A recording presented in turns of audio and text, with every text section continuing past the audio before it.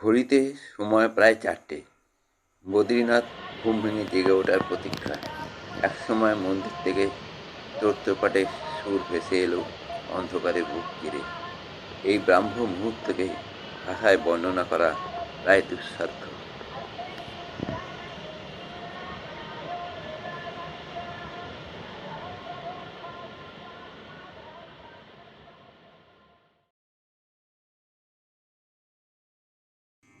সদা জাগ্রত নীলকণ্ঠ যেন সেই ব্রাহ্ম মুহূর্তে জাদুর খেলা দেখিয়ে যাচ্ছে। সূর্যের সোনালি কিরণ নীলকণ্ঠের শিয়র ছোঁয়া মাত্রই যেন নীলকণ্ঠের গা বেয়ে এই গলানো সোনা নেমে আসছে ধরিত্রীর বুকে। জীবনে এমন স্বর্গীয় মুহূর্তে সাক্ষী হয়তো আর কোনো দিনই পাবো কিনা জানি না। যেন এক বাক রুদ্ধকর পরিবেশ।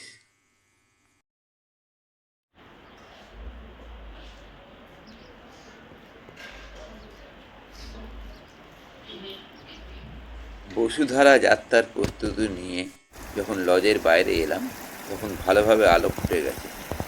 আমরা আজ এই অলকানন্দার তীর ধরেই চলে যাব মানা গ্রামে।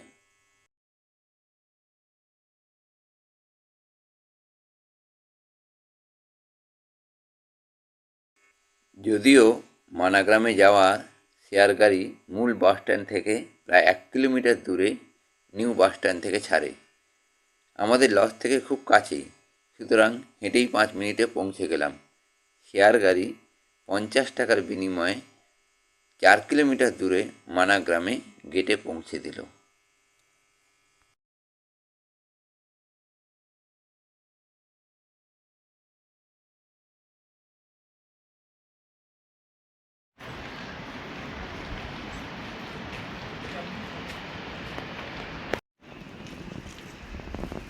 মানা গ্রাম তখনও ভালোভাবে জেগে উঠিনি। গ্রামের পথ ধরে এগিয়ে চললাম।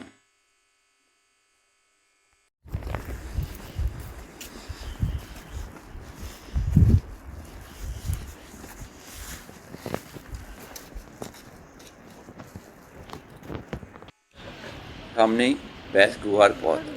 কথিত আছে মহর্ষি ব্যাস নাকি এখানে বসেই মহাভারত রচনা করেছিলেন। অলকানন্দার অপর পাড়েই মাতা মূর্তির মন্দির দেখা যাচ্ছে। ইনি হচ্ছেন বদ্রীনাথের মাতা। বছরে একটি নির্দিষ্ট সময় স্বয়ং বদ্রীনাথ ডোলি চেপে এখানে আসেন মায়ের সাথে দেখা করতে। পাশেই কেশবপ্রয়াগ।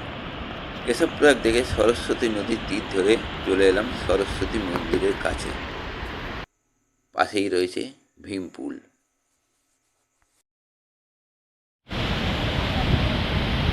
সরস্বতী নদী পাথরের নিচ দিয়ে বয়ে গিয়ে কেশবপ্রয়াগে অলকানন্দার সাথে মিলিত হয়েছে।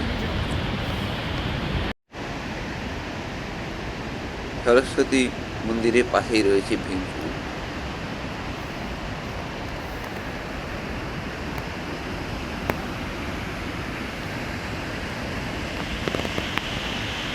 এই হলো সেই কেশবপ্রয়াগ।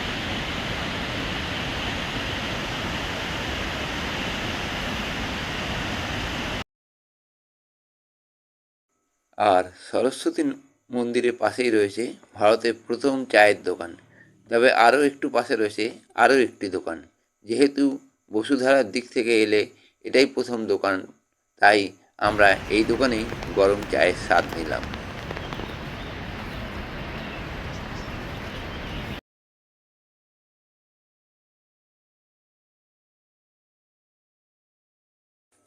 চা পানের পর্ব শেষ করে একসময় পাড়ি জমালাম 5 কিলোমিটার দূরের বসুধারার পথে।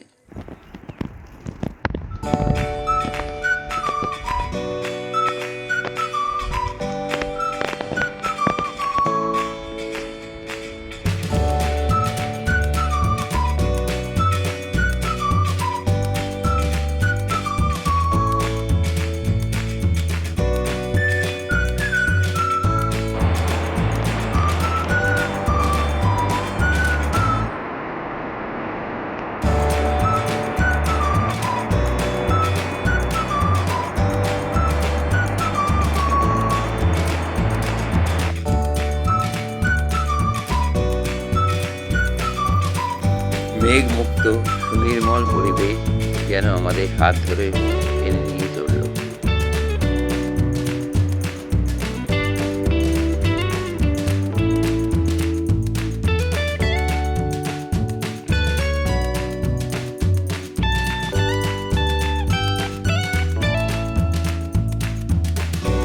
অলকানন্দার অপর পারের পায়ে চলা সরু পথরেখা চলে গেছে লক্ষ্মী বন ছাড়িয়ে শতপথ লেকের দিকে, যা এখান থেকে প্রায় 19-20 কিলোমিটার মতো হবে।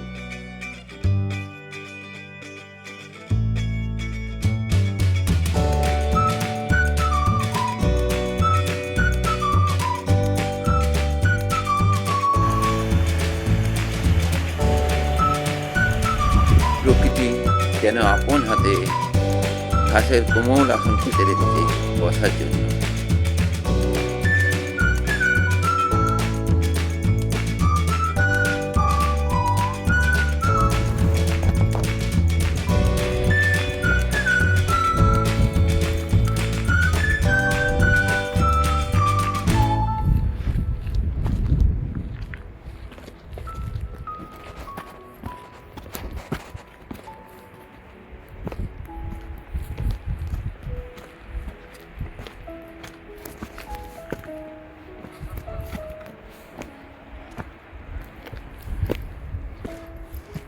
এই তো হজ দেখা গেছে, ওই তো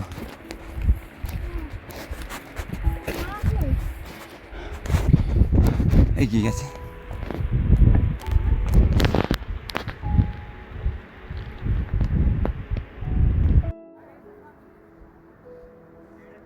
বসুধারা কাছে মনে হলো এখনো এখান থেকে প্রায় 700-800 মিটার দূরে। এই ওপরেই দেখা যাচ্ছে লক্ষ্মীবন, আর তারই পাশে এই হচ্ছে বালাকুন সিংহ। বালাকুন সিংহে এপাশ দিয়ে একটা হিমবাহ এসছে, এপাশ থেকে একটা হিমবাহ এসছে। এই বালাকুন সিংহের এপাশে হচ্ছে শতপথ পিক, আর বালাকুন সিংহে এপাশে কিছুটা পেছনে চৌখাম্বা। বালাকুন সিংহের পাশেই হচ্ছে শতপথ লেক, আর এই পাশ থেকে নেমে এসছে অলকাপুরী হিমবাহ, যা অ্যাভালেন্স পিক থেকে নেমে এসছে। এই ত্রয়ী হিমবাহের মিলিত প্রবাহের নাম হয়েছে অলকানন্দা। যদিও অনেকে বলে যে শতপথ লেক থেকে অলকানন্দা তৈরি, তবুও প্রকৃতপক্ষে অলকানন্দার উৎস এই শতপথ লেককে না বলে এইখানকেই বলা উচিত। এই হচ্ছে অলকাপুরী হিমবাহ। অলকাপুরী হিমবাহের পাশেই রয়েছে প্রকৃতির অপরূপ সৃষ্টি বসুধারা, প্রায় 400 ফুট ওপর থেকে ধরিত্রীর বুকে নেমে আসছে। এই বসুধারা ঝর্ণার পাশেই আর একটা ঝর্ণা দেখা যাচ্ছে, আর তার ওই পাশে আর একটা ঝর্ণা। আর এই পথ ধরে কিছুটা এগিয়ে গেলে পাশে অনেকগুলো বসুধারার মতো ঝর্ণা দেখা যাবে, যেগুলির নাম আছে সহস্রধারা।